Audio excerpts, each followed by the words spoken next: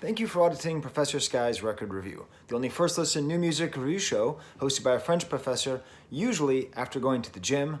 But now I'm at home, and I'm actually teaching from home. It's one of my teaching days. I'm teaching using video conferencing software. So thank you to this channel for allowing me to be more comfortable on screen. I'm going to be reviewing an album by Morrissey, the new album by Morrissey, Dog on a Chain, or I Am Not a Dog on a Chain. If you want to see my fairly negative review of his covers album, California Sun, I'll put it up there or up there. I don't know which side. And I was really nervous about this album. Anytime I see a headline that says Morrissey, that I just know Morrissey is going to speak or say something, it's the feeling I get when I'm like hanging around with a friend's grandfather. And like, I don't know like what his position is. And he starts saying like, you know what I think about race? And you just sort of like, tense up and like hope he doesn't say something racist or hope he just says something nice, you know? But you don't know. Like every time Morrissey says something, I clench up and I get nervous. You can see behind me, I have a pretty good collection going of original Smiths posters, single posters. I am a huge Smiths and Morrissey fan. And the thing is that like, there was a time where I actually thought that Morrissey was better than the Smiths. And I would put forth that this run of albums from Your Arsenal, actually no, not Kill Uncle, from Your Arsenal to World of Morrissey is as good as the Smiths. This is an amazing run in the 90s, a short burst of time, just like the Smiths were. When he came out with an album, you had to buy it. When he went on concert, you had to see it. He was absolutely at his peak, as much here as he was back there.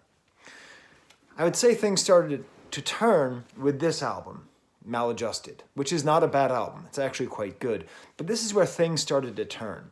And in particular, what I think started to turn was his bitterness became the bitterness of old age as opposed to the bitterness of youth.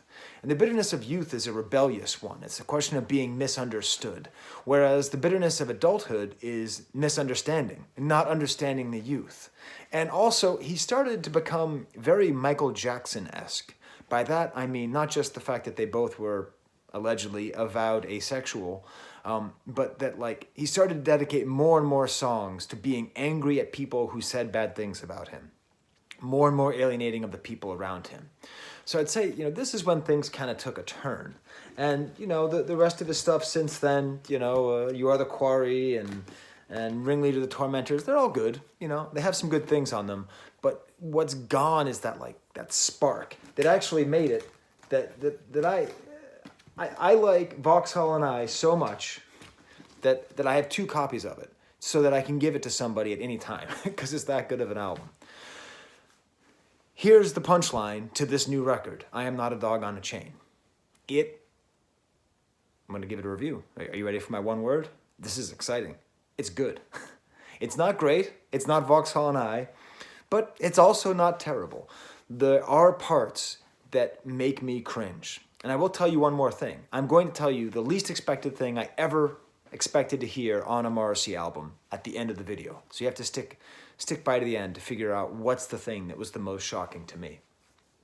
But so this is a good album. It's strong. It's worth listening to. I'm going to get into it more in detail. I want to spend one more second talking about the things that I don't like and why I don't like them. The title of the album, I Am Not a Dog on a Chain. That is the title track. It has the same name, which is why it's a title track. That's why I'm a professor.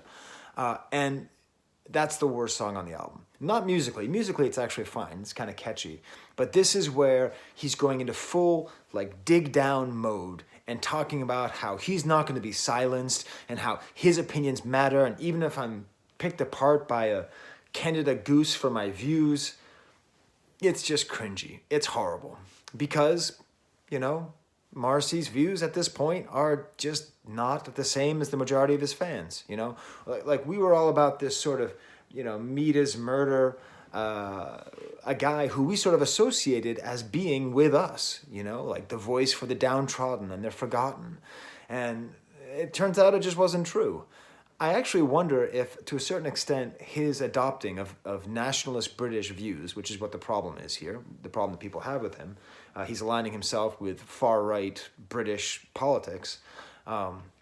If he's not sort of trying to embrace the sort of working class upbringing that he has and that part of his personality, which is why a lot of people relate to him. You know, he came from a very, very modest upbringing in an industrial town. So I almost wonder if he isn't holding on to that as just sort of trying to appear like some kind of like, working class hero guy, which would be unfortunate to associate retrograde political views with working class behavior.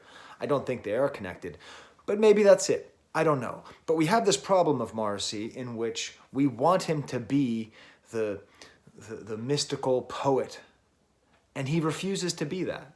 He just refuses. And this is his album saying that. And in this way, he actually reminds me of my other favorite topic, Kanye, in the way that it's sort of like, dude, yeah, I get it. I'm happy that you're saying your mind and that you're not being censored. But also, like, what you're saying is really obnoxious. So maybe you should censor yourself. I don't know. I often think about the French song Les Bourgeois by Jacques Brel. In this song, he talks about this group of young people who goes out to a bar and points at all these like fat pigs and humans, but sings this song about the bourgeois. The older they get, the fatter they get. They're like pigs.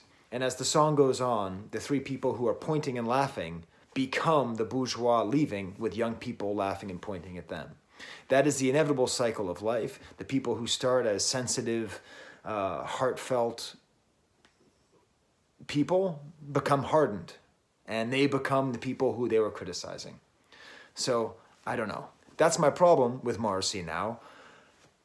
But this album is a good album, and for the most part, he stays away from that. There's no overtly, unlike a lot of his other stuff in here, there's not any overtly nationalist statements or anything which could be construed of as maybe racist or xenophobic. For the most part, he stays on the message that we all like Morrissey for, which is that he presents himself as a very frail person. He presents it with clarity. He presents it with sensitivity. And even though he is probably the least relatable pop star since Michael Jackson, you relate to him. Even though we all know, all Morrissey fans know, if you were in a room with him, you would want to get out of that room as quickly as possible. He's an impossible, you can't be friends with him, you can't hang out with him, you can't do anything, but you still love his music.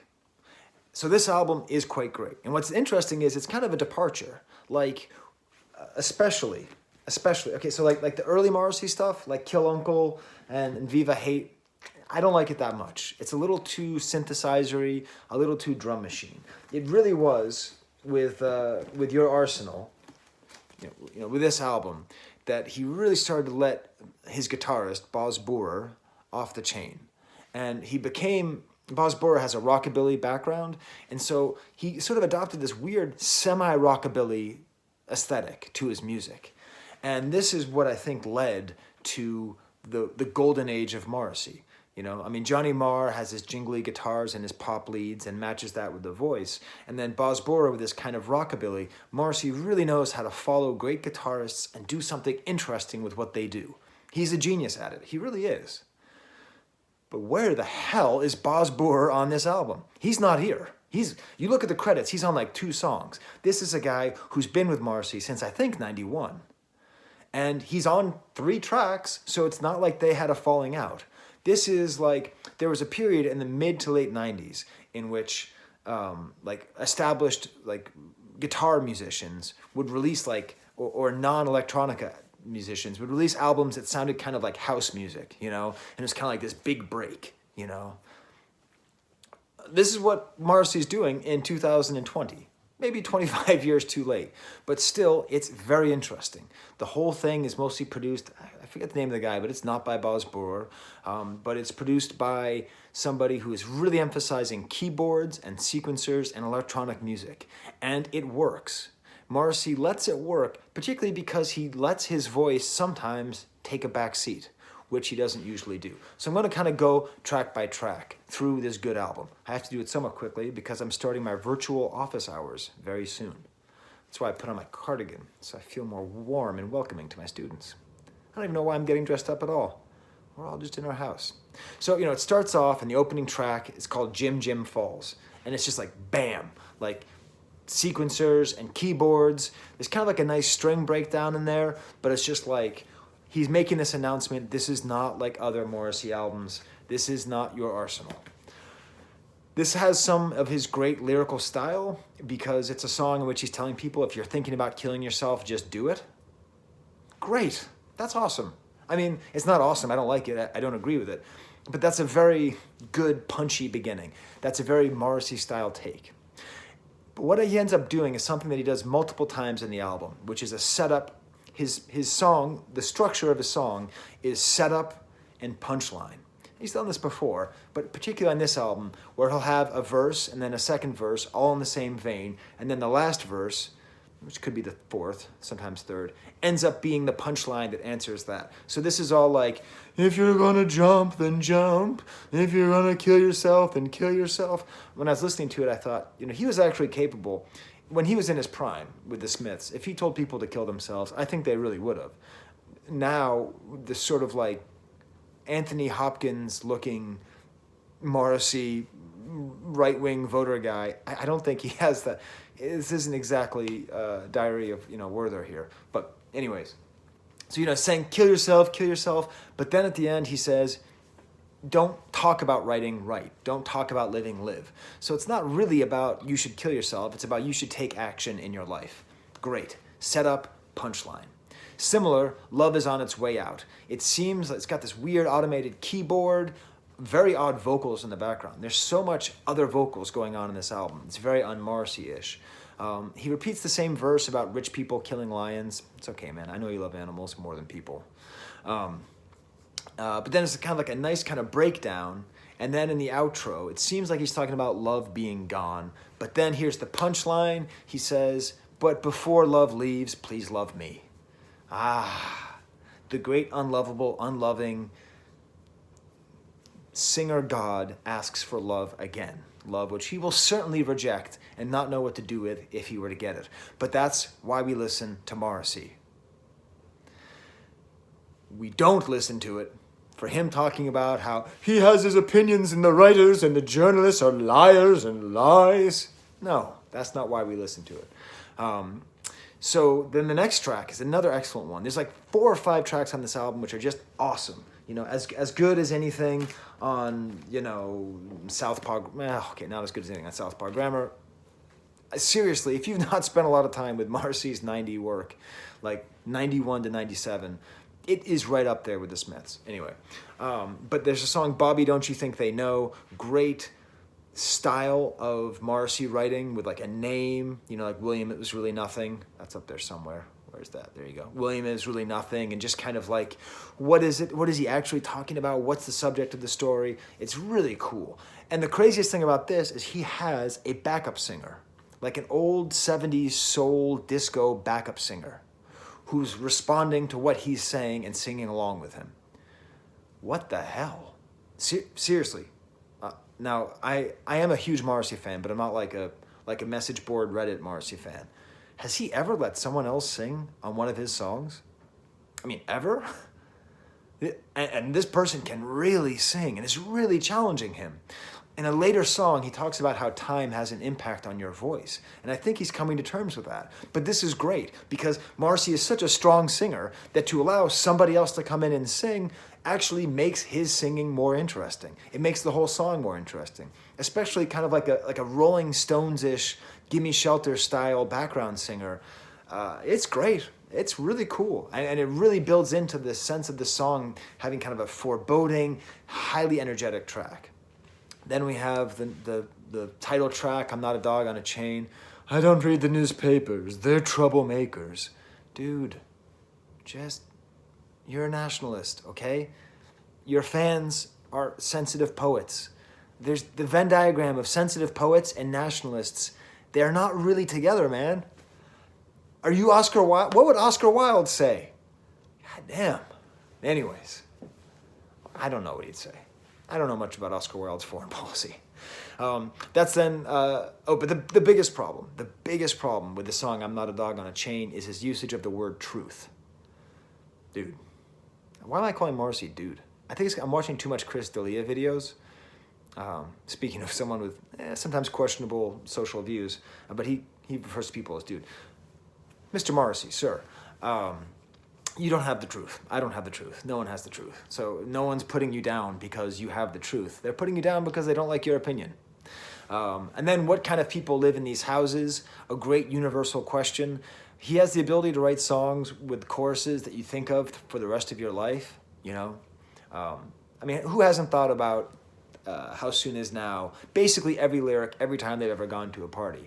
And so this is kind of nice because it's sort of talking about like, how do you feel when you drive by? Like who lives in big houses, who lives in small houses? Like what do we actually know about people's private lives? Now as we're spending all of our time indoors, it's pretty interesting to think like, who is it that's living inside here? There's a pedal steel guitar on here and some really nice bass work, which is pretty cool. It seems that there's some overt relation, like discussion of homoeroticism and gay sex. I don't know. The next track is Knockabout World. Not good. I don't like this track. It's kind of sort of a semi-suede head chorus. I got sort of tired of his voice by here. It's sort of again about his fight against everybody. A little bit boring. And then we get to the stamp, and I'm gonna play you a little bit of this song in a second. It's called Darling, I Hug a Pillow. Perfect Morrissey lyric. Perfect Morrissey lyric. He still knows how to write good Morrissey lyrics. And it's about how what he wants is a relationship with physical love, which we all know. The one thing Morrissey does not want is physical love. Is he singing? Is he responding to somebody? Are these his words? It's wonderful. And the song itself, it's actually the song with the most guitar. Maybe that's why I like it. But it also has kind of goofy, like mariachi-style horns. But this is what makes him relatable. This is what makes him lovable. This song about not being able to attain love and hugging a pillow. I have a body pillow. I have back problems sometimes. So now every time when I use that pillow, I go, darling, I hug a pillow, even though I'm right next to my wife. Excellent. Just excellent. I'm so happy. I'm so happy Morrissey is back making music with songs like this. Let me play you 14 seconds of it. Go. Darling, I hug a pillow in absence of you.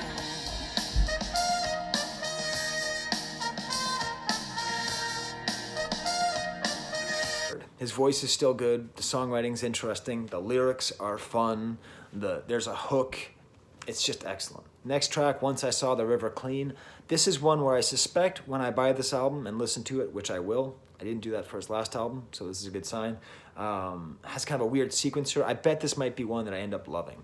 The Truth About Ruth is one of these songs, kind of like Rush Home Ruffians or National Front Disco, where I'm just going to be like, I think I like it, but I don't know what it means. And Morrissey, again, is great at writing lyrics where you don't know what they mean, right? Like Bobby, do you think they know? What do they know?